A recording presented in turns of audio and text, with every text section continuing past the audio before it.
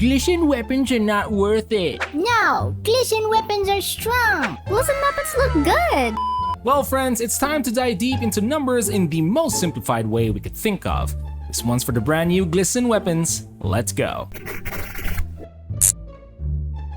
So before we proceed to the tests, here are some summarized facts about Glissen weapons and seasonal points. These brand new weapons are surprisingly great for a 3-star, especially for Gigantics hunting and urgent quests. You can find these weapons in the seasonal store or from seasonal enemies with Fixa augments. And to farm seasonal points besides quests, we recommend farming at rank 1 Mount Magnus for faster mob clearing.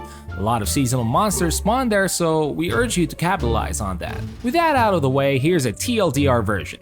It's absolutely worth investing if you want a weapon that's specific for a certain situation like urgent quests or Gigantics farming. It's almost on par with a Straga weapon, all because of one thing that newbies like me probably didn't know: elemental damage. For the details, let me explain. So basically, elemental weapons have an additional 10% potency to targets that are not weak to the equipped element and 15% potency to those who are.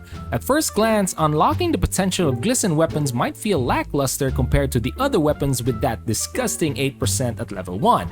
But that's basically 18% with elemental damage buff. We ran different tests with 2 weapons, Theseus and Glissen and Straga with Glissen, all with no potentials, and tested it under different conditions. Basically, our findings were this. The difference between Theseus and Glissen were much more significant compared to Glissen and Straga. The only difference that Straga has is basically a higher potency difference of a nice 3%. If we compare both weapons in terms of utility, then arguably Glissen wins due to the fact that it doesn't reduce your damage resistance and can hasten the process of elemental downs.